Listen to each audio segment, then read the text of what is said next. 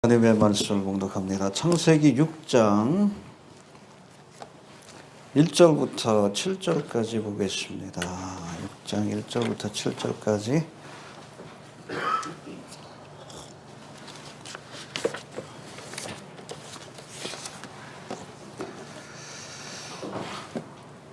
교독합니다. 사람이 땅 위에 번성하기 시작할 때에 그들에게서 딸들이 나니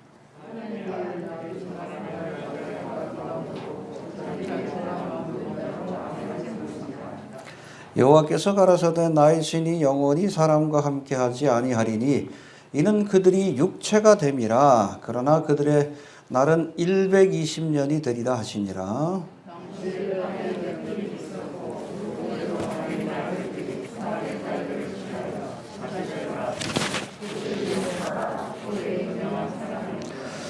여호와께서 사람의 죄악이 세상에 관여함과 그 마음의 생각의 모든 계획이 항상 악할 뿐임을 보시고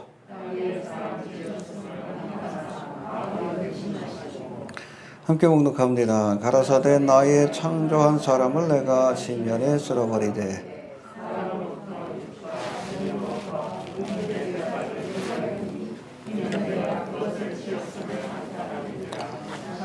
아멘.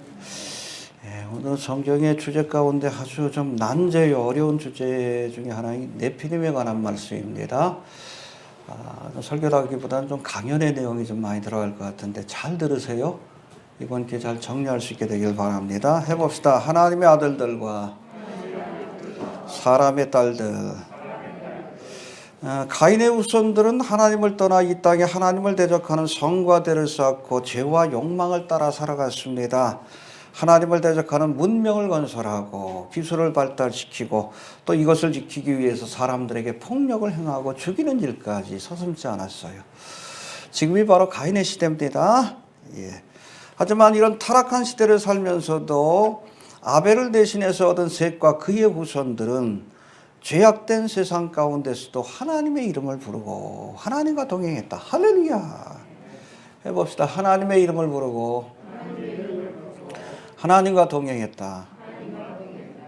여러분, 노아의 시대요 또 가인의 시대와 같은 이 죄악이 관영한 시대지만 그러나 이 셋의 후손처럼 우리가 하나님의 이름을 부르고 또 주님과 동행하는 삶을 살면 아무튼 다가오는 환난과 심판으로부터 구원받는 휴거되는 은혜를 얻게 될 줄로 그렇게 믿습니다. 주의 이름을 부르는 자는 구원을 얻으리라. 해봅시다. 하나님의 이름을 부르고 하나님과 동행하자. 알겠습니까? 여러분 이 창세기 5장과 6장에 등장하는 이 셋의 후손 가운데 대표적인 사람이 바로 에녹과 노아입니다. 에녹과 노아인데 이 에녹은 특별히 하나님의 환난과 심판이 임하기 전에 들림받은 할렐루야. 아무튼 이 땅에 7년대 환난이 임하게 됩니다. 그러나 우리 그리스도인들은 이 시험의 때를 면케하는 시험의 때예요. 7년대 환난을 시험을 통과하면서 지켜주시는 게 아니에요. 시험의 때, 타임, 7년대 환난이나 시간 자체를 면제시키는 은혜를 우리에게 허락하실 가운데다. 마치 에녹을 노아의 홍수 심판이 있기 이전에 하나님께서 안전한 곳으로 하늘로 데려가셨듯이 할렐루야. 여러분 이 땅의 심판이 임하기 전에 그리스도의 신부인 교회를 데려가십니다. 자꾸 뭐 환난 통과를 얘기하는 사람들이 있는데 믿음대로 돼야죠, 그렇죠? 아니, 근데 성경은 분명하게 여러분 시험의 때를 타이밍이에요. 7년 대환난을 면케하시는 은혜를 주신다. 누구처럼? 그래서 그러니까 여러분 이 환난 전에 이 노아의 홍수 심판이라 심판 전에 구원받은 대표적인 인물이 에녹과 노아인데 그 중에 에녹은 교회를 상징해. 시험의 때를 그러니까 7년 대환난이 홍수의 심판이 있기 전에 주님께서 데려가 주시는 은혜를 허락하실 줄로 그렇게 믿습니다. 그런가 하면 이 노아는 시험의 때를 그렇죠 홍수의 심판을 통과했지만 그 가운데 하나님이 지켜주셨어요. 노아의 방주를 통해서 할렐루야. 이게 여러분 7년 대환난의 기간 동안에 하나님의 특별한 보호하심. 이스라엘 가운데 3분의 1 그리고 환난 성도 뭐 적은 숫자지만 이들이 하나님의 특별한 보호하심을 받고 노아가 홍수 심판 이후에 어떤 일이 시작이 됩니까? 인류의 새로운 역사가 시작이 돼요. 그렇죠? 노아의 그 후손을 통해서. 이따 설명하겠지만 네피림과 타락한 인간들을 다 쓸어버리시고 노아와 그의 가족들을 통해서 새로운 역사를 시작합니다. 마찬가지예요. 이 땅에 환난을 통과하는 이스라엘 가운데 3분의 1과 환난 성도들을 통해서 예수님이 이 땅에 지상 재림하신 뒤에 새로운 역사, 그게 바로 천년왕국입니다. 천년왕국의 역사를 시작하게 될 겁니다. 알겠습니까? 예, 해 아래 새 것은 없어요. 역사는 반복이 되고 이 모든 사건들이 종말론적 사건을 예표하고 있다. 그렇게 이해하시면 될 것 같습니다. 이해가 되죠? 예. 아무튼 창세기 6장에 기록된 이 노아의 때의 모습, 이 모습이 마지막 때의 모습이에요. 해봅시다. 노아의 때와 같이 인자의 임함도 그러하리라. 그래서 마태복음하고 누가복음에 나오는 감람산에서 이 마지막 때를 주님께서는 노아의 때와 같고 또 무슨 때? 그렇죠. 또 죄악이 관영한 시대지만 이 노아의 때는 뒤에 살펴봅니다. 네피림으로 상징되는 하이브리드 인간이 활동한, 그래서 순수한 인간의 혈통들을 다 진멸하려고 했던 그런 일이 진행된 시기고, 그 다음에 이 롯의 때는 뭐요? 동성애가 만연한, 지금이 바로 여러분 노아의 때요 롯의 때라는 것을 우리가 기억해야 합니다. 이해가 되십니까? 롯의 때에서는 우리 창세기 19장에 다시 한번 살펴볼 것이고, 이 노아의 때의 모습에 대해서 우리가 6장의 말씀을 통해서 우리가 살펴보므로 이 마지막 때에 우리가 어떠한 믿음으로 살아야 될지에 대해서 좀 교훈을 얻는 시간을 갖고자 합니다. 그래서 이 노아의 때의 모습에 대해서 6장 이번 시간하고 다음 시간에 걸쳐서 살펴봅니다. 먼저 우리 1절 말씀을 한번 봅시다. 1절 시작.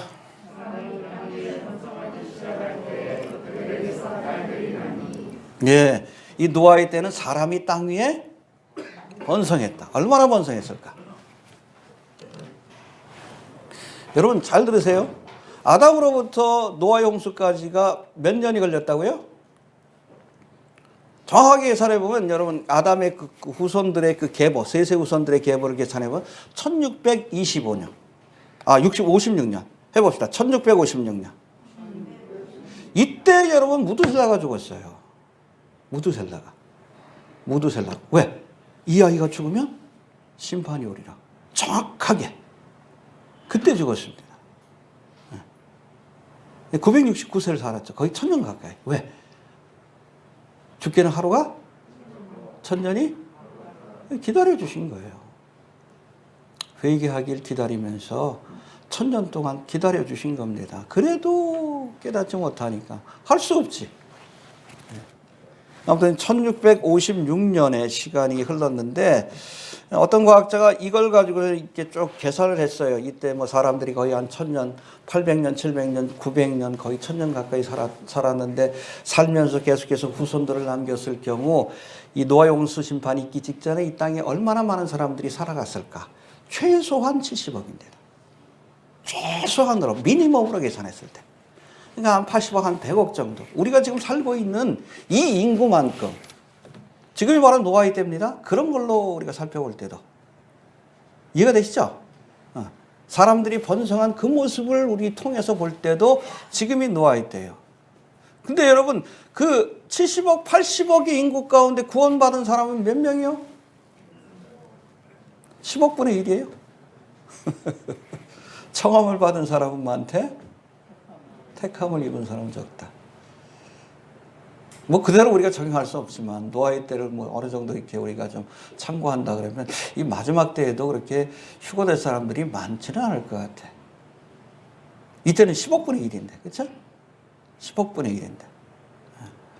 깨어 있읍시다. 여러분 청함 받은 사람들이 우리는 다 은혜의 자리에 청함 받은 사람. 늘 얘기하죠. 은혜 받는다고 다 구원받는 게 아니야. 택함 받는 게 아니야.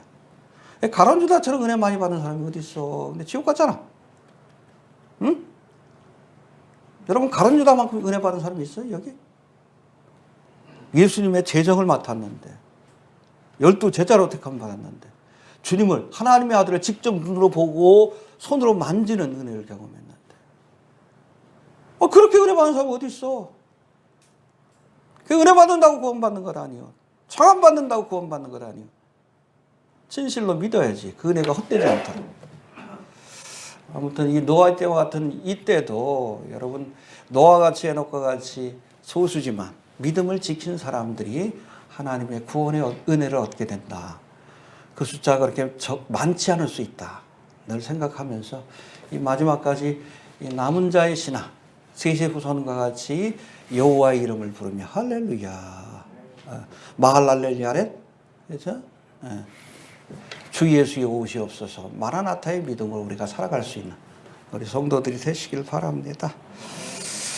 자, 이제 2절 말씀을 한번 네피림에 관한 말씀인데 좀 길어질 거예요. 네피림에 관한 이야기가. 자, 2절 먼저 봅시다. 시작.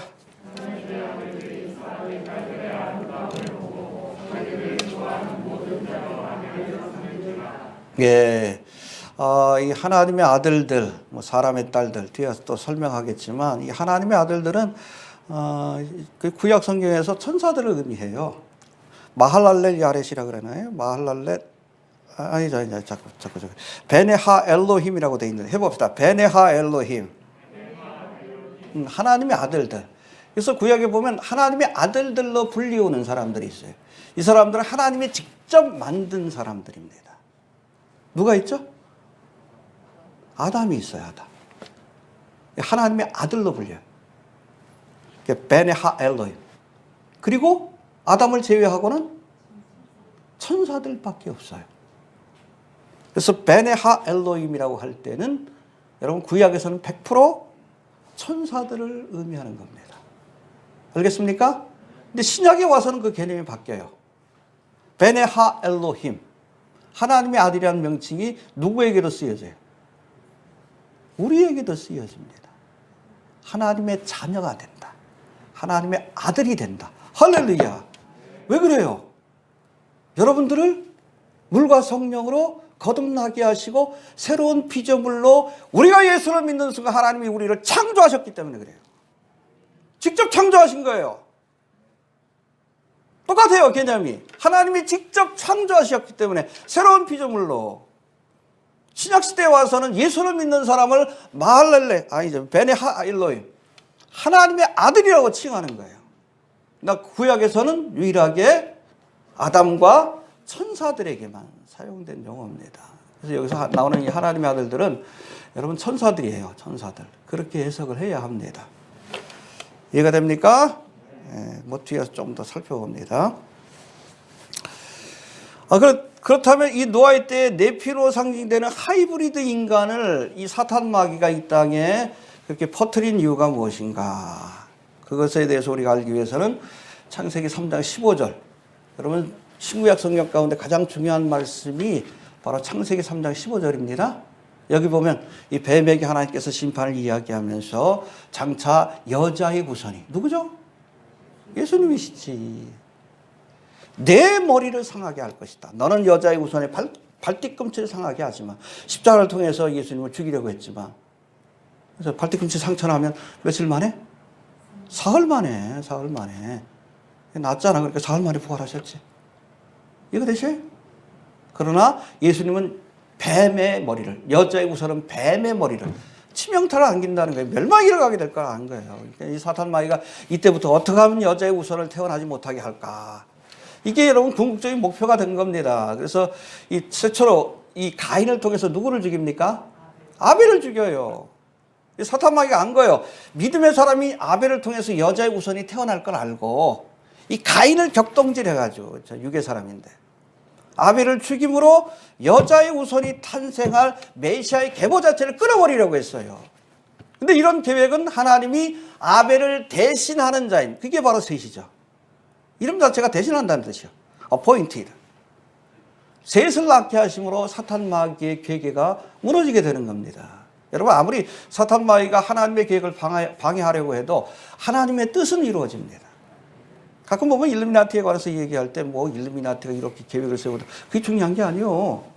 사탄의 계획이지. 하나님이 퍼미트하지 않으면 아무것도 이루어지지 못해요. 여러분, 성경의 예언은 100% 실현됩니다. 왜? 하나님은 거짓말할 수 없기 때문에. 사탄의 계획은 50%도 실행되기 힘들어. 일루미나티 카덴이 자꾸 그걸 가지고선 앞으로 뭐가 있을 것이다. 왜 여러분, 일루미나티의 계획을 예언서로 우리가 봐야 합니까? 아니요. 성경이 기준이에요. 사탄의 계획은 아무리 세워도 하나님의 계획을 무너뜨릴 수가 없는 거예요. 하나님의 뜻이 이루어집니다. 예. 아무튼 이렇게 첫 번째 시도했다가 이것이 실패하니까 이번에는 보다 더 적극적인 방법으로 여자의 후손이 탄생하지 못하도록 타락천사들을 통해서 하이브리드 인간인 네피림을 이 땅에 만들어내므로 순수한 인간 혈통 자체를 말살시키려고 했다는 겁니다. 이게 본질이에요. 이 일을 막으시기 위해 저들을 물로써 쓸어버린 사건이 노아의 홍수 심판이에요. 이해가 되죠? 여러분, 네피림들은 키가 4m, 어떤 것만 한 20m 그렇게 묘사되기도 해. 그런 장대한 사람. 여러분, 등치만 큰 게 아니에요. 뛰어난 지능을 갖고 있습니다. 천사의 후예니까. 뛰어난 능력을 갖고 있어요. 영적으로, 체력적으로. 고대의 용사라고 묘사하잖아요. 또 4장에. 이런 애들이 여러분 세상을 지배하는데 사람들이 살아남을 수 있겠어요? 다 쓸어버리지? 네? 그러니까 이런 일을 못하도록 하나님께서 인간들 가운데 순수한 혈통을 지킨. 그래서 여러분 9절에 보면 9절 한번 봅시다. 시작.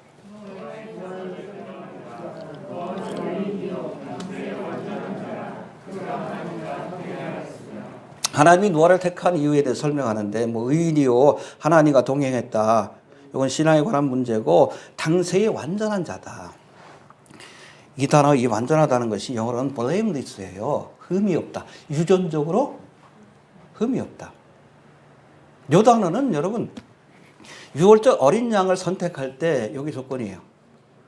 흠이 없어야 한다. 완전해야 한다. 그게 유전적으로 완전해야 된다. 그런 뜻이에요. 네피림이 지배하던 세대니까 변종인간들로 자꾸 바뀌어가는 거예요. 네피림들이 식인 풍습도 있었는데 사람도 잡아먹으니까 그 순수한 인간의 혈통이 사라지게끔 돼 있어. 사탄의 전략이 그거예요. 그러니까 하나님께서 그들을 다 쓸어버리시고 완전한 인간이. 왜냐하면 여러분 여자의 우선은 완전한 인간인 동시에 완전한 하나님이어야 합니다. 그래야 하나님과 인간 사이에 중보의 역할을 할 수 있는 거예요. 예수님밖에 없는 거예요. 해봅시다. 완전한 인간이어야 한다. 그래서 여러분 로마서에 보면 로마서 5장에서 예수님을 둘째 아담, 사람이란 뜻이에요. 완전한 사람이어야 합니다. 근데 인간의 DNA 자체를 하이브리드 인간으로 만들어가지고 그걸 없애버리려고 한 거예요. 순수한 혈통을. 그걸 막으시기 위해 하나님께서 홍수의 심판으로 이 쓰레기들, 이 고깃덩어리들 뒤에 나옵니다. 쓸어버리시고 순수한 혈통을 지킨 노아와 그의 가족들을 통해 인류의 역사를 새롭게 시작한 것이 노아의 홍수 심판의 본질입니다. 이해되시죠?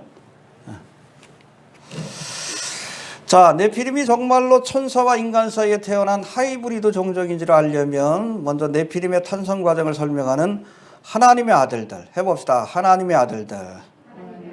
예, 여기 보니까 하나님의 아들들이 사람의 딸들의 아름다움을 보고 자기들의 좋아하는 모든 자로 아내를 삼은지라. 그렇죠? 여기서 보면 그 하나님의 아들이 히브리어로 베네하 엘로힘이라고 되어 있는데 이 하나님의 아들이 누굴까? 두 가지 해석이 있어요. 여러분들 들어봤을 겁니다. 첫 번째 해석은 뭔가 하면 이 하나님의 아들들이 하나님이 아벨을 대신해서 주신 셋의 후손들, 즉 믿음을 지킨 후손들이라는 해석 많이 들어보셨죠? 장로교에서는 이걸 따릅니다. 천사라고 해석하면 그 사람도 이상하게 봐. 한 번도 들어보지 못했거든. 옛날엔 다 여러분 천사로 해석했어요. 구약의 여러분 정통파 랍비들은 지금도 이걸 천사로 해석합니다. 아까도 얘기했지만 베네하 엘로힘은 유일하게 하나님이 직접 지으신 피조물. 그러니까 구약에서는 아담을 제외한 모든 여러분 하나님의 아들들이라는 표현은 다 다 천사들에 관한 이야기야. 욥기에 대표적으로 나와 있고. 그렇죠? 기억나시죠? 욥기. 사탄이 있는데 하나님의 아들들이 뭐 같이 있었는데, 그렇죠? 그 장면이 나와. 거기 천사들이요. 세세부손들 아니요.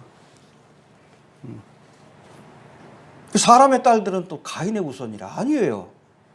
이 사람의 딸들이라는 단어가 여러분 히브리어로 베노트 하 아담이라고 되어 있어요. 해봅시다. 베노트. 벤이 아들이란 뜻이고 베노트는 딸이란 뜻이에요. 하는 정어서 덥니다. 아담의 딸들이에요. 가인의 딸들이 아니에요. 사람의 딸이라는 얘기예요. 사람이라는 얘기예요. 사람.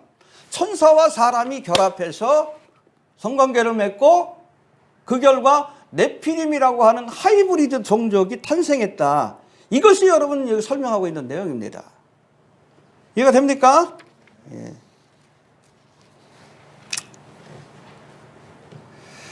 여튼 하나님의 아들들로 묘사된 셋의 후손의 남자들이 사람의 딸들로 묘사된 가인의 후손의 여자들과 결혼해서 자녀를 낳았는데 그게 네피림이었다. 거인이었다.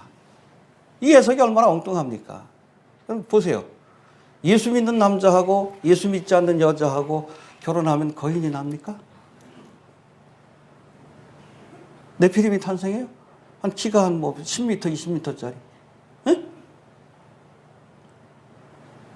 여러분, 만약에 이걸 셋의 후손을 믿음의 계보고 하나님의 아들들은 또 뭐 사람의 딸들은 이게 불신자의 가장이다, 여자다. 믿는 남자하고 믿지 않는 여자하고 결혼하면 네피림이 탄생한다. 이 말도 안 되지. 얼마나 유치한 해석입니까? 근데 여러분 교회사적으로 보면 처음으로 이 하나님의 아들들을 셋의 후손으로 해석하기 시작한 그 사람이 바로 초대교회 교부인 오리겐인데 이 사람들은 이 오리겐 같은 경우는 알렉산드리아 학파에 속하는 영지주의자예요. 영지주의자의 특징을 아시죠? 헬라 철학의 영향을 받아서 육은 열등하고 악한 존재다. 영만이 순수하고 참된 존재다. 이게 영지주의요. 근데 어떻게 순수한 천사들이 타락한 인간의 몸을 입을 수 있느냐. 얘들이 그렇게 생각한 거예요. 그러니까 그 영지주의 철학과 이단 사상에 맞추다 보니까 이거를 억지로 그렇게 해석하는 거예요. 근데 여러분 원어로 보면 알지만은 여기서 이 사람의 딸들은 아담의 후손이요. 하나님의 아들들은 천사들이에요. 그래서 오늘 본문에 등장하는 이 베네 하 엘로힘을 지금도 정통파 유대인들은 천사들로 해석을 합니다. 그리고 이 히브리어로 된 이 구약 성경을 헬라어로 번역한 사건이 있어요. 예수님 오시기 얼마 전에.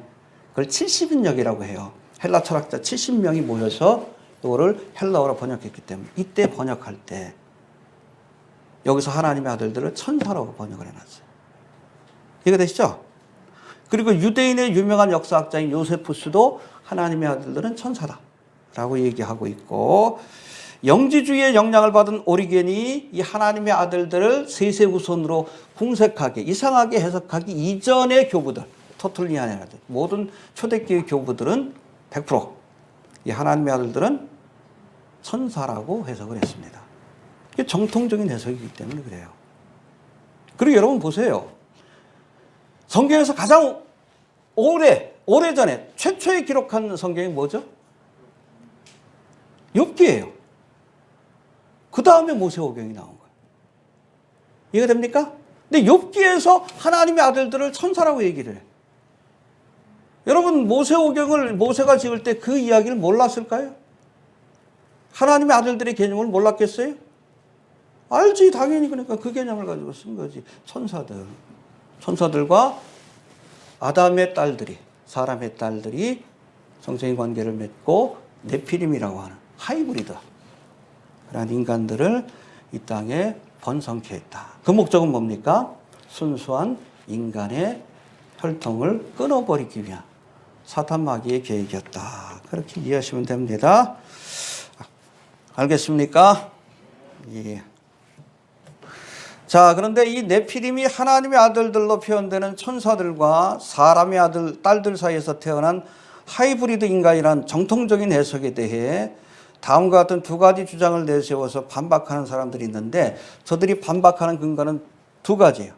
첫 번째는 어떻게 영인 천사가 사람의 육체를 가질 수 있는가?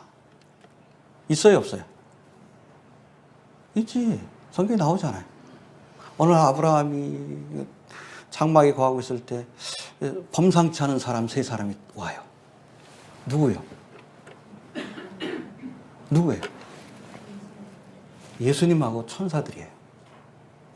부지불식간에 아브라함이 천사들을 대접했다. 그렇죠? 음식을 차려가지고 먹였어요. 그럼 먹었어요?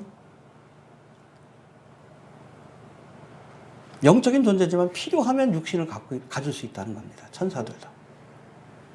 이런 천사들이 이제 소돔성으로 가서, 그러니까 성자 하나님이신, 그 중에 하나는 성자 하나님이십니다. 예수님이시고, 그러니까 구약에 나타난 성자 하나님이라고 얘기하는데, 예수님은 떠나시고, 그 다음에 두 천사는 어디로 갔어요? 소돔성을 갔지. 심판을 해야 될지 말아야 될지. 예? 알아보시기 위해서. 그래서 롯의 집에 머물고 있는데, 소돔 사람들이 찾아와가지고 뭐라고 했어요? 야, 저 남자들 끌어내라. 우리가 상관하리라. 성관계 맺겠다는 거예요. 똑같은 육체를 가진 사람으로 본 겁니다. 필요하면 육신을 가질 수 있다는 겁니다. 이해가 됩니까? 예. 또 두 번째로 이 하나님의 아들들을 천사로 해석하지 말라는 두 번째 근거로 사람들이 제시하는 게 뭔가 하면 들어봤을 거예요. 마태복음 22장 30절의 말씀인데 부활 때에는 장가도 아니 가고 시집도 아니 가고 뭐와 같다? 천사와 같다. 근데 그냥 천사가 아니에요. 우리가 디테일에 우리가 주목을 해야 되는데 잘 들으세요. 예수님이 직접 하신 말씀은 부활 때에는 장가도 아니 가고 시집도 아니 가고 하늘에 있는 천사들과 같다. 타락하지 않은 천사들은 시집가고 장가하지 않습니다. 못하는 것이 아니라 안 하는 거예요. 왜? 하나님이 금하신 일이기 때문에. 땅에 있는 천사들은 아니요. 이미 하나님을 대적하는 자들이고. 그러니까 사람의 몸을 가지고 하이브리드 인간이 사람의 딸들을 취하여 육체의 몸을 가지고 딸들을 취하여 하이브리드 인간인 천사와 인간 사이에 네피림이라고 하는 이런 변종 인간을 이 땅에 퍼뜨렸다. 그렇게 보시면 됩니다. 이해되시죠? 하늘에 있는 천사들이에요? 땅에 있는 천사들이 아니요? 하늘에 있는 천사들도 할 수 있어요. 안 합니다. 왜? 하나님의 뜻에 순종하기 때문에. 하나님의 창조의 질서를 어기지 않는 자들이기 때문에. 땅에 있는 천사들, 타락 천사들은 아니야. 이해가 되시죠? 혹시 물어보면 그렇게 대답해 주시길 바랍니다. 예. 자, 우리가 그 천사에 대해서 알아볼 텐데, 이 천사에는 두 가지 종류가 있어요. 타락하지 않는 하늘의 천사들, 하나님을 수정하는. 그런가 하면 루시퍼를 쫓아서 타락한 천사들. 이 천사들 가운데 몇 분의 1? 3분의 1이에요, 3분의 1. 12장에도 보면 별 가운데 3분의 1을 탁 해가지고 땅으로, 용이, 타락 천사들입니다. 아무튼 그리스도인들의 수정들과 하나님의 수정되는 천사들이 더 많습니다. 그런데 여러분 또 하나 우리가 좀 주목해야 될 것은 이런 타락 천사들 가운데 유다서 1장 6절과 베드로후서 2장 4절 5절에 보면 이 타락 천사들 가운데 무적행에 갇혀있는 천사들이 있어요. 이해되십니까? 천사들은 타락 천사와 타락하지 않은 천사로 나눠지고 이 타락 천사들 가운데서도 무적행에 갇혀있는 자와 지금 활동하고 있는 자들이 있다라고 성경은 분명히 이야기합니다. 귀신이 있어요, 없어요? 타락 천사들이요. 활동합니다. 공중의 권세 잡은 자로. 정사 권세와 이 어둠의 세상 조간 자로. 타락 천사들 다 의미하는 에베소의 말씀이 그거예요. 이렇게 활동하는 천사가 있는가 하면 무적행에 갇혀 있는 천사가 있다라고 말합니다. 한번 봅시다. 에베소서 유다서 1장 6절 요한계시록 바로 앞에 있습니다. 한번 읽어보고 찾아보고 넘어갑시다. 유다서 1장 6절.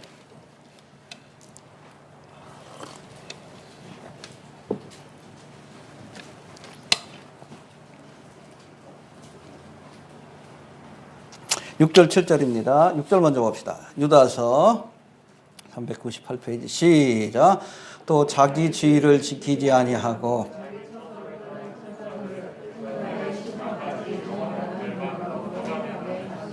그렇죠. 흑암에 가두어 뒀다고 그랬어요. 가둬놓은 천사가 있어요. 어떤 천사? 자기 주의를 지키지 아니하고 자기 처소. 그 영적인 존재로서의 그 존재를 떠나서 육신의 몸을 취하여 범죄한 자. 그 7절에 나옵니다. 시작. 소돔과 고모라와 그 이웃 도시들도 저희와 같은 모양으로, 그렇죠? 타락 천사들과 같은 모양으로 죄를 졌는데 무슨 죄를 졌어요? 간음에 행하면 성적인 죄를 진 거예요. 그러니까 타락 천사들이 무슨 죄를 진 거예요? 성적인 죄를 진 거예요. 자기 초선을 떠나서, 천사의 본분을 떠나서 인간의 육신의 몸을 가지고서 성적인 죄를 저지른 거예요. 그 결과가 네피림이에요. 그래서 하나님께서 저들을 엄하게 가두신 겁니다. 타락 천사들 가운데. 마지막에는 다 심판을 받고 지옥에 떨어지지만 지금 여러분 갇혀있는 천사가 있다는 얘기예요. 마가복음 5장에 보면 거라사 광인에게 그 군대 귀신이 들려있잖아. 근데 예수님이 오신 걸 보고 두려워하면서 뭐라고 합니까? 우리를 여기서 떠나가지 않게 해주옵소서. 예수님이 무적행에 던져놓을까 봐 두려워가지고 얘기한 거예요. 그 권세가 있는 거 알기 때문에. 뭐라고 해요? 왜 벌써 오셨습니까? 아직 때가 이르기 전에. 언젠가는 갇힐 거 알아. 그리고 갇혀있는 놈들이 있는 것도 알아. 혹시 자신들을 거기다 던져놓을까? 무적행에. 두려워가지고 우리를 차라리 저 돼지떼에 들어가게 하옵소서. 이 지역을 떠나지 않게 해주옵소서. 그렇게 간청하는 거예요. 허락하지. 왜? 아직은 심판할 때가 아니니까. 아직은 여러분 사탄 마귀, 여러분 귀신들도 하나님이 쓰는 도구예요. 심판의 도구로 쓰임받아야 하니까 하나님께서 아직은 무적행에 가두지 않는 거예요. 그러나 무적행에 갇힌 천사들이 있어요. 바로 노아 홍수 사건 때 네피림, 사람 딸들을 취해가지고 네피림을 탄생한 그 죄에 관여했던 타락 천사들은 엄히 가두신 겁니다. 베드로 여러분 후서 2장 4절로 나오는데 이것도 한번 봅시다. 베드로 후서 385페이지에 나와 있습니다. 신약성경.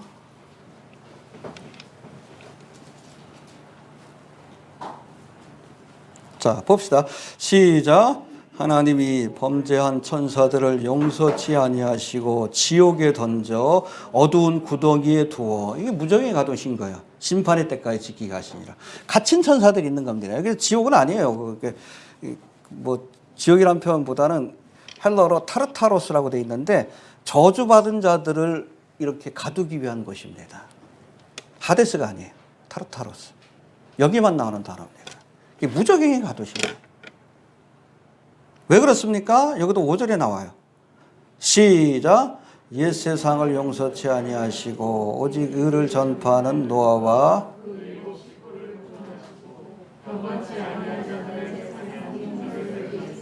그렇죠. 범죄한 천사들이 뭐하고 연결되어 있어요? 노아의 홍수 때에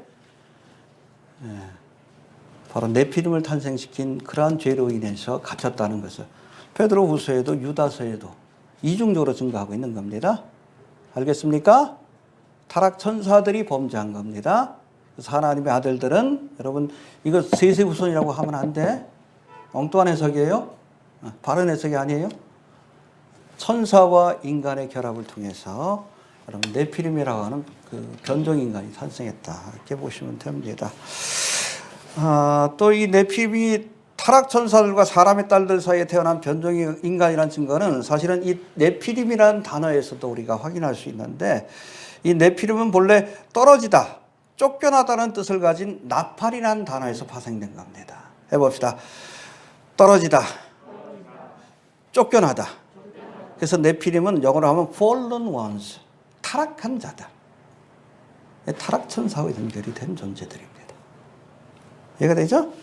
예. 그리고 또 아까도 말씀드린 것처럼 구약 성경을 헬라어로 번역한 70인령, 70명의 학자가 동원이 돼가지고 여러분이 번역한 겁니다. 여기서는 이 네피림이라는 단어를 기간테스라고 번역을 해놨는데 흥미로운 것은 이 기간테스, 이 단어가 헬라 신화에도 나와요. 헬라의 신화에도 보면 반신반인에 대한 얘기가 나오죠. 신과 사람이 성적인 결합을 통해서 태어난 그 존재를 헬라어에서는 기간테스라고 얘기를 합니다. 땅에 속한 자라는 뜻이에요. 자이언트라는 뜻도 있지만. 예를 들어 제우스, 포세이돈과 같은 헬라의 신들, 이게 신이라고 얘기하지만 성경적으로 보면 이게 타락천사들이에요. 헬라의 신들이 사람의 딸들을 취해서 태어난 타이탄, 헤라클레스, 아틀라스 들어보셨죠? 반신반인입니다. 이게 네피림들이에요. 기간테스.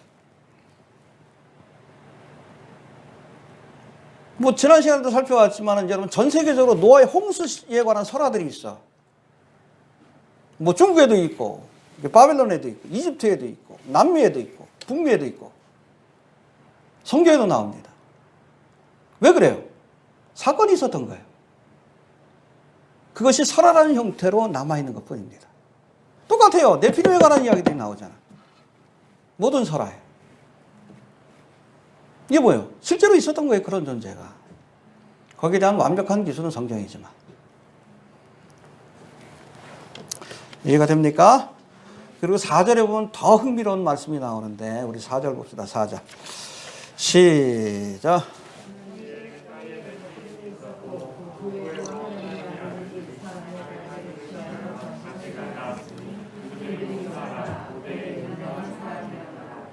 잘 들으세요. 당신은 어디죠? 노아의 홍수 심판 이전에 네피림이 있었습니다. 타락천사들이 사람의 딸들을 취해서 태어난 네피림들이 있었어요. 하이브리드 종족이 있었고, 그러나 그 후에도 노아의 홍수 심판 이후에도 이 땅에 네피림들이 존재했었다는 것을 이야기합니다. 그런 증거들이 여러분 수메르 문명이라든지 이집트 문명 거기 보면 나와 있어요. 거기 보면 여러분 길가메시에 대해서 들어본 적 있어요? 수메르 문명을 꽃피웠다. 이 길가메시 서사지가 유명한데 이 길가메시는 반신반인으로 티탄으로 묘사하고 있어요. 티탄으로 묘사하고 있는데 여러분 그 부조라고 하나요? 동상이라고 하나요? 여러분 그 수메르 문명에서 그 길가메시 동상 세우는 거 보면 이 길가메시가 한 손으로 왼손으로 뭘 잡고 있어요? 숫사자를 붙들고 있어요. 고양이처럼. 고양이만 해. 한쪽에는 칼을 들고 있고 앞발을 손으로 꽉 잡고 고양이처럼 붙들고 있어요. 적어도 한 5m요. 수메르 문명을 꽃피웠던 사람이요. 티탄입니다. 네피림이에요. 그리고 뭐 이집트 벽화 같은 것도 보면 왕들의 모습을 굉장히 큰 거인처럼 묘사해 놨어요. 그게 뭐 왕이니까 일부러 크게 그렸을 수도 있지만 실제로 네피림이었을 가능성이 큽니다. 니므롯도 네피림이라는 얘기가 있는 거예요. 바벨탑을 건 사람. 고대의 용사들이라. 이런 세속의 여러분 문명의 흔적 속에서 나와 있는 것뿐 아니라 성경에도 네피림이 나옵니다. 어디에 나오죠? 민수기 13장에 나와요. 민수기 13장. 이제 이스라엘 백성들이 출애굽을 해가지고선 1년 뒤에 어디에 도착합니까? 가데스 바네아. 가나안 땅이 보이는.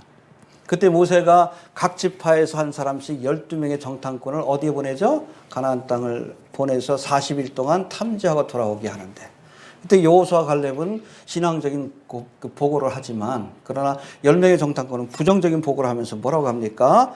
민수기 13장 32절 33절 보니까 우리가 도로 다니며 탐지한 땅은 가나안 땅입니다. 그 거민을 삼키는 땅이요 사람 잡아먹는 땅이다라는 뜻이에요. 거기서 본 모든 백성은 신장이 장대한 자들이며 잘 들으세요. 거기서 또 네피림 후손 아낙 자손 대장부를 보았나니 네피림이 있었다고 얘기를 합니다. 우리는 스스로 보기에도 메뚜기 같으니 이게 과장된 표현이 아닐 수 있어요. 그들이 보기에도 그와 같았을 것이니이다. 그렇죠? 여러분 우리 앞에 농구선수만 있어도 한 2m만 되는 사람이 있어도 정말 위축이 될 정도예요. 저도 인하대학을 나왔는데 보면 거기에 씨름 선수하고 거기 씨름부가 유명하고 배구부가 유명해. 배구부 애들 보면 다 2m 넘으니까 최천식이 같은 파리학번인데.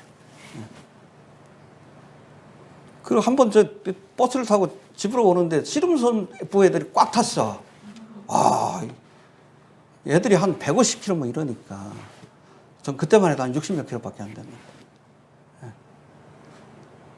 걔네들 보면 마치 붕어들보다 잉어 보는 것 같아요. 다른 종족 같아.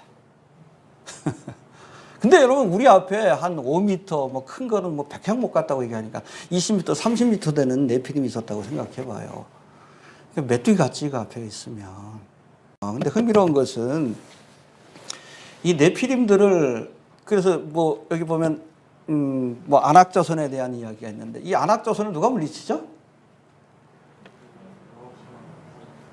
갈렙이 물리치죠. 저 헤브론 산지를 우리에게 주옵소서. 다들 두려워가지고 이 네피림들을 어찌하지 못하는데 믿음의 사람이 갈렙이 뭐라고 보고했어요? 저들은 우리의 밥이다. 하나님이 함께 하시면 능히 물리칠 수 있다. 물리쳤어요. 할렐루야. 그리고 여러분 가나안 땅에 들어가기 전에 이 바산 지역에 있던 그 지역을 통치하고 있던 바산왕 옥에 관한 이야기가 있죠. 그 바산왕 옥은 지금의 골란고원 지역입니다. 지금도 거기에 거성 문명이 있어요. 알려지지 않은 거성 문명이 있어요. 그런데 그 지역을 통치하던 왕이 바산왕 옥인데 여러분 성경에 보면은 그 침대가 길이가 4m, 넓이가 1.8m예요. 적어도 3m 60은 된 거예요. 키가. 그 네피림을 물리쳤고 또 다른 네피림이 등장하죠. 다윗 시대 때. 누구? 골리앗이죠. 근데 골리앗만 있었던 게 아니에요. 그 후에 다윗의 부하들이 이 블레셋 족속 가운데 또 다른 거인 3명을 물리쳐요. 거기에는 골리앗의 형제도 포함이 되어 있는데. 그러니까 4명의 네피림들이 있었던 거예요. 그러니까 여러분 이 골리앗을 물리치러 갈 때 이 다윗이 물맷돌을 몇 개를 준비했어? 5개를 준비했지. 다 죽이려고 준비한 거예요. 하나는 여분. 이해가 되시죠? 한번 좀 찾아보고 넘어갑시다. 우리 사무엘하 21장 18절부터 22절까지인데 501페이지 나와 있습니다. 한번 봅시다. 구약성경 사무엘하 21장 501페이지예요.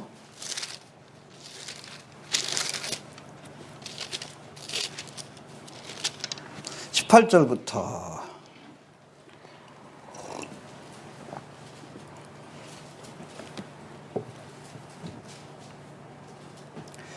22절까지 봅시다. 시작. 그 후에 다시 블레셋 사람 곱에서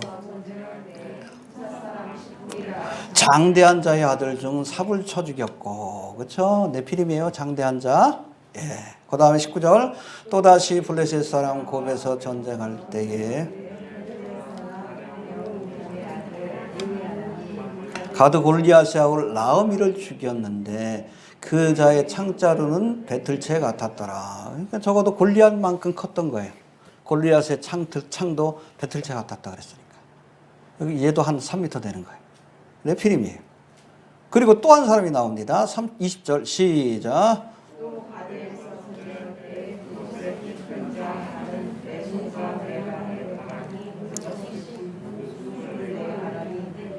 저도 장대한 자의 소생이라.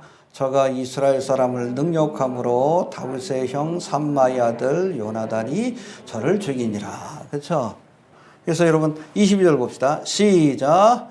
이 네 사람 가드의 장대한 자의 소생이 다윗의 손과, 그렇죠? 다윗의 손에 죽은 것은 골리앗이고 나머지 세 명의 네피림들은 그 부하에 의해서 멸절되고, 이때부터는 여러분 이스라엘 역사 속에서 네피림에 관한 기록이 안 나오는 거예요. 이해가 됩니까? 그러니까 여러분 잘 들으세요. 바산왕 옥은 누가 죽였어요? 모세가 죽인 겁니다. 요단강 동편에 있었기 때문에. 그리고 안악자손은 갈렙이. 그리고 골리앗과 이 블레셋에 있던 네피림들은 다윗과 그 부하들이. 할렐루야. 이들로 인해서 네피림이 완전히 가나안 땅에서 사라지게 된 거예요. 사탄마귀가 가나안 땅에다 이스라엘 백성들이 하나님의 나라를 세우지 못하게 하려고 이 네피림이라는 지대를 뿌려놨는데 하나님이 이들을 통해서, 믿음의 사람들을 통해서 이들을 다 물리치고 그곳에 하나님의 나라를 건설한 겁니다. 할렐루야. 그래서 좀 여담이긴 하지만 이때 쫓겨난 이 안악자손들이 다 죽은 건 아니고 일부 살아남아서 북미로 넘어갔다는 이야기가 있어요. 그래서 북미에도 보면 네피림에 관한 전승이 있습니다. 그래서 그 북미 인디안들이 얘들 식인풍습이 있으니까 사람도 잡아먹는데 거기 기록에 보면 이 거대한 네피림들이 거인들이 들판에 들소들이 뛰어다닐 거 아니에요. 뛰어다니면 그 들소와 함께 뛰어다니면서 한 손으로 들소를 잡고 그 다리를 뜯어먹었다는 기록이 있어요. 그리고 여기 보면 네피림의 특징 중에 하나가 뭐예요? 육손이요. 손이 6개요. 그래서 인디안들이 고대로부터 아무튼 네피림으로 인해서 그 피해를 당한 것들이 많으니까 잡아먹히기도 하고 인사를 할 때 손을 내민다고 합니다. 손가락이 5개인지 6개인지 확인시켜주는 거예요. 정미슬로 목사는 그렇게 얘기합니다. 이때 가나안 땅에서 쫓겨난 네피림 중에 일부가 넘어가서 북미에서 존재했던 그 기록이 있다. 그리고 뭐 전 세계적으로 보면 거성 문명들이 있잖아요. 뭐 이집트 피라미드도 그러지만 거인이 아니면은 만들 수 없는 뭐 큰 기중기 같은 그런 기계가 없던 시절인데 그런 거성 문명들이 있는데 그것이 바로 네피림과 연관이 있다. 그런 얘기들이 많이 있는 겁니다.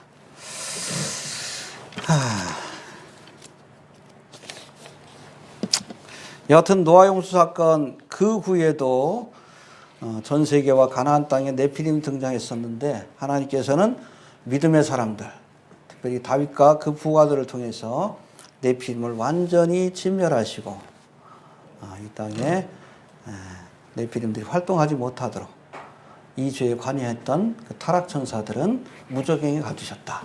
그렇게 이해하시면 될 것 같습니다. 자, 이제 넘어가서 현대판 네피림에 대해 살펴봅니다. 여러분, 예수님이 종말의 때를 노아의 때로 묘사하신 것은 마지막 때가 되면 노아의 때에 등장했던 네피림과 같은 하이브리드 인간이 등장한다는 그런 말이기도 합니다. 알겠습니까? 그러나 여러분, 현대에 등장하는 이 하이브리드 인간은 타락천사가 동원되는 것이 아니라 타락천사들은 못해. 무서워서. 이해가 되시죠? 무정에 가두시는 모습을 봤기 때문에 하고 싶어도 못해. 그러니까 지금은 다른 방법을 통해서 하이브리드 인간을 만들잖아요. 인간의 유전자와 짐승의 유전자를 결합해서 키메라. 이 현대판 네피림이죠. 또 AI 컴퓨터 칩을 머릿속에 연결시켜서 인터넷을 통해서 컴퓨터와 인터페이스하는 정보를 주고받는 여러분 그런 인간을 누가 이길 수 있어요? 생각을 해보세요. 인간의 지능을 갖고 있는 데다가 그렇죠? 몸은 곰이야. 그런 사람 어떻게 이겨? 신체적으로 여러분 정신적으로 지능적으로 현대판 여러분 네피림이죠. 이게 트랜스 휴머니즘인데 일루미나티 어젠다 중에 하나예요. 이렇게 되면 순수한 인간의 혈통은 다 도태됩니다. 지금도 그러고 있잖아요. AI 때문에 여러분 직장에서 쫓겨나고 자동화돼가지고 기계로. 이런 인간이 나오면, 이런 하이브리드 인간이 나오면, 본격적으로 나오기 시작하면, 여러분 이제 중국에서도 하이브리드 키메라 만들어내고 있고, 미국에서도 그 법이 통과됐잖아. 조만간 하이브리드 인간, 현대판 네피림들이 탄생하는데 그렇게 되면 유전자의 조작을 통해서 완벽한 아니면 뭐 동물의 능력까지 갖고 있고 컴퓨터와 연결된 그런 현대판 네피림이 나오면 어떻게 이겨? 순수한 인간 종족들은 다 사라지는 거예요. 이게 바로 노아의 때입니다. 이 일을 막으시기 위해 주님께서 홍수로 심판하신 것처럼 이 일을 막으시기 위해 세상을 다시금 불러서 심판하시는 거예요. 이해가 되시죠?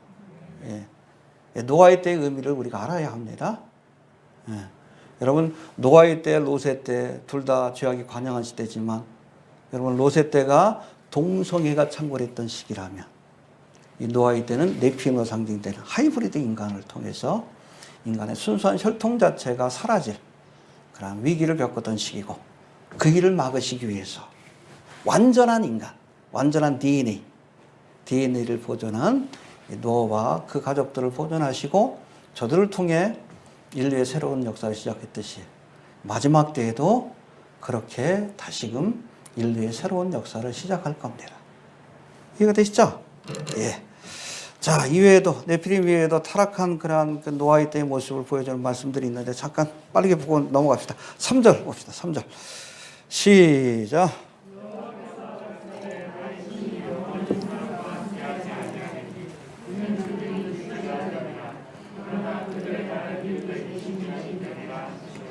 예, 그러니까 타락한 인간들에게 하나님께서 여호와의 신을 거두겠다, 성령을 거두겠다. 여러분 아무리 똑똑한 인간이 할지라도 하나님의 신, 하나님의 형상이 사라진 그러한 인간은 뭐라고 했어요? 육체에 불과하다.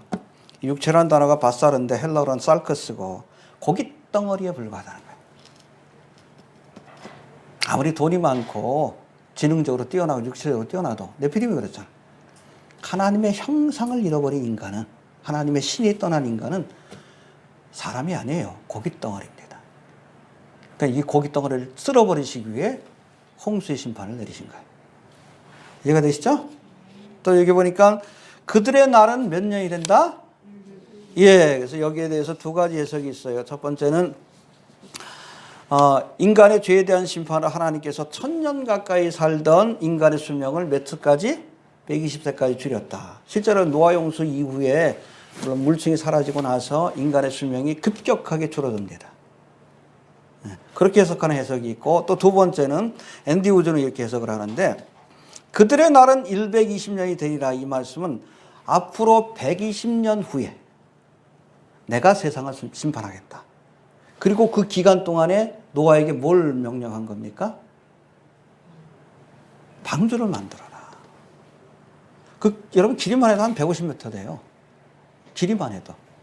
그 엄청난 방주를 노아와 그의 가족들이 만들려고 하니까 한 120년 걸렸겠지. 근데 기억하십시오. 120년 동안 노아가 방주를 만들면서, 그것도 물가에다 만든 게 아니잖아요. 산꼭대기라는 얘기는 없지만 어찌됐든 물가에다 만든 게 아니에요. 120년 동안 만들었으니까 사람들이 얼마나 그거 보러 왔겠어. 또 조롱하고. 그때마다 노아가 뭐 했을까요? 전도했겠지. 회개하라. 하나님이 심판하십니다. 근데 120년 동안 전도해서 몇 명 전도했어? 7명 전도한 7명. 가족들밖에는. 그렇게 따지면 저는 좀 나은 것 같아. 그쵸? 7명은 넘잖아. 마지막 때는 그렇게 귀를 열어서 복음의 말씀을 듣는 사람들이 많잖아요. 회개하라? 그렇죠. 시대의 표적이요. 이 노아의 방주, 120년 동안 그렇게 지어지고 있던 방주는 하나님의 심판이 종말의 때가 가깝다는 시대의 표적이요. 에녹에게서는 무두셀라가 시대의 표적이고, 그 에녹은 무두셀라라는 표적을 보고 회개했지만 노아의 시대 사람들은 노아의 방주를 보면서도, 그것도 120년 동안이나 그 표적을 보면서도 회개하지 않으니까 결국엔 심판받은 거예요. 마지막 때 여러분 표적이 없습니까? 얼마나 많은 표적을 보여주셔요. 이스라엘 역사 속에서 다시금 등장하고 고가 마고의 전쟁이 눈앞에 와 있고, 처처의 전쟁 기근 지진 원역의 소식이 들려오고 있고. 마스크 벗을 것 같아요? 아니요. 델타 다음엔 또 간말에 오메가까지 나올 것 같아. 그 다음 뭐가 나올지 모르죠. 끝이요. 재난이 시작됐지 끝은 아니에요. 주님이 오셔야 끝나는 거예요. 너무 기대하지 마셔요. 저도 두 번 예배 드니까 힘들어가지고 한 번 좀 줄일 수 있을까? 못할 것 같아.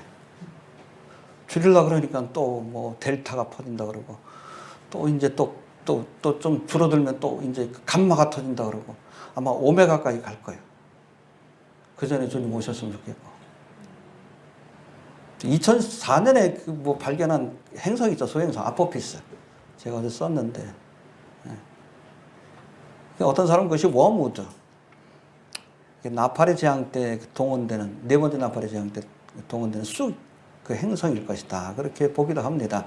실제로 나팔의 재앙 첫 번째부터 네 번째까지 이 재앙을 보면 소행성이 다가와서 부딪히고 폭발했을 때 나타나는 현상하고 똑같아요. 과학적으로 보면. 그거로 보는 사람들이 있어요. 그렇게 해석하는 사람들. 뭐 그거다라고 얘기할 수는 없지만 하나님께서 역사를 운행하시고 천체를 운행하십니다.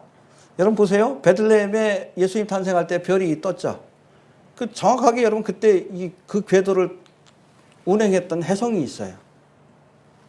그 창조학자들이 얘기를 합니다. 하나님 운행하시는 거예요. 그 시기에 맞춰서. 만약에 아포피스가 그런 것이라면. 아포피스 이름 뜻이 뭐죠?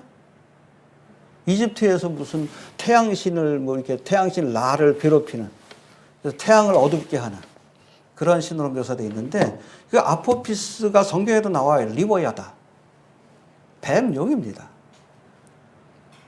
오는 날이 4월 13일이라는데 13일에 금요일이요. 참 재밌죠? 어? 2004년에 이 아포피스 왜 그 이름을 지었을까? 태양을 가리는 소행성이다.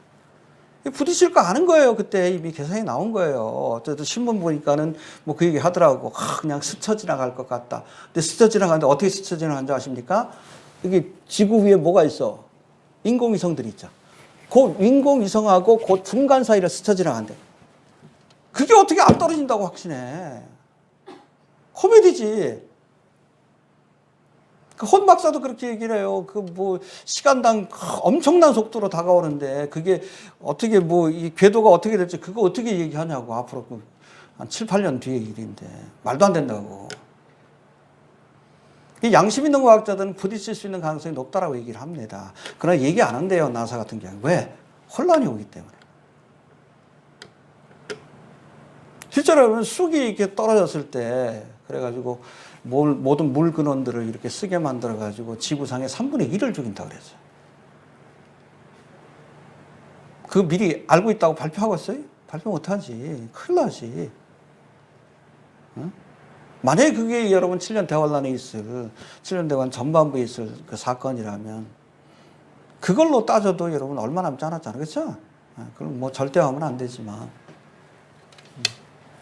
시대의 표적들이에요.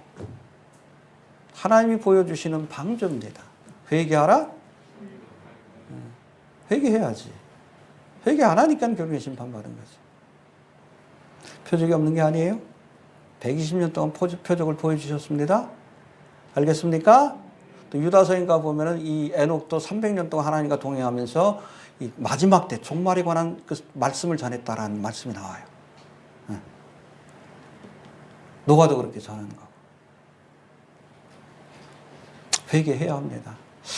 깨달을까 모르겠어요, 한국교회가. 그렇죠? 이 방주를 보면서도, 이 마지막 시대의 표적을 보면서도, 노아의 시대, 롯의 시대로 바뀌는 그런 세상의 모습을 보면서도, 그래도 깨닫지 못해. 그렇게 예수님이 말씀했는데, 지금이 노아의 때고 지금이 롯의 때 아니야. 이재명이 또 차별금지 통과시킨다고, 뭐 여당의 대선 후보들 다 차별금지법 찬성한다 그러는데, 그렇다고 윤석열을 찍을 수도 없고. 걱정이에요. 빨리 좀 오셨으면 좋겠어요. 롯의 때예요. 롯의 때입니다. 회개합시다. 자, 그리고 5절 봅시다. 5절. 시작.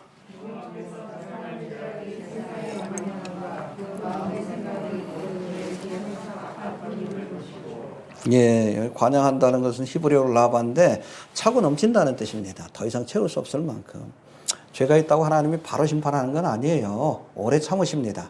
그리고 마지막에는 또 선지자까지 보내서 회개할 기회를 주셔요. 그래도 회개하지 않으면 하나님 심판합니다. 죄가 찼다는 것은 이미 하나님이 용납할 수 있는 그 수준을 넘어선 거예요. 매네매네 되게, 그렇죠. 세어보고 달아보고 부족한 바 되었다. 심판하시는 거죠. 이해가 됩니까? 근데 여기 보니까는 그 마음의 생각의 모든 계획이, 계획이라는 게 인텐트라고 되는데, 생각의 의도가, 모든 생각의 의도가 악해. 앉아가지고 매일같이 생각하는 거예요. 저놈 어떻게 사기 쳐먹을까? 저놈 어떻게 두드려 패줄까? 저놈 어떻게 쥐도새도 모르게 좀 죽여버릴 수 있을까? 응? 모든 생각이 악해. 그리고 항상 악해. continually. 좋은 생각했다가 가끔 나쁜 생각하는 게 아니에요. 매일같이 나쁜 생각만 해. 어떻게 하면 사기칠까? 응? 어떻게 하면 죄를 질까? 이게 죄가 관여한 거예요. 이 정도면 하나님 심판하시는 겁니다. 그 전에 돌이켜야 합니다. 알겠습니까? 예, 그 다음에 6절 봅시다. 시작.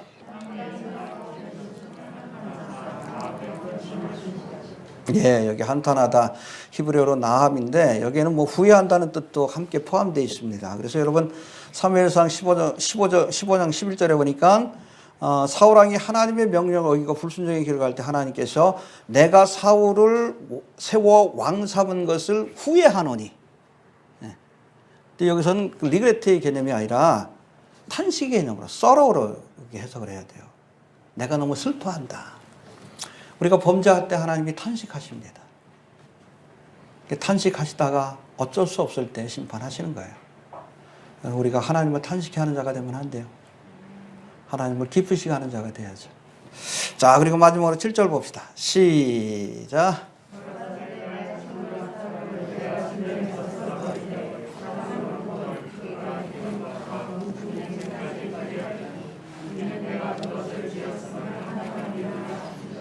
예, 죄가 관영하고 죄로 가득 찬 모습을 보시면서 탄식하다가 뭐라고 합니까? 내가 이제 저들을 지면에서 쓸어버리리라.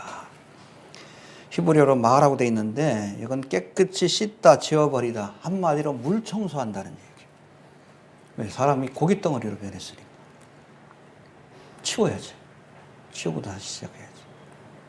적당하면 고쳐 쓰지만 여러분 완전히 망가지면 할 수 없어요. 버리고 다시 사야지. 거기까지 오는 거예요. 쓸어버린다. 노아의 홍수 심판은 물 청소입니다. 쓸어버리시면 깨끗하게. 노아의 때에는 물로써 세상을 심판하시고 마지막 7년 대환란 때는 불로써 태우십니다. 요한계시록 16장 8절 9절에 보면 대접의 재앙 때 하나님께서 태양으로 하여금 권세를 가지고 사람을 태우게 한다 그랬어요. 태워버리는 거예요. 그래도 회개하지 않으면 지옥불에 영원토록 태우시는 겁니다. 회개해야 합니다. 근데 보니까 사람으로부터 육축과 기는 것과 공중의 새까지, 여러분 육축과 새들이 무슨 죄가 있어?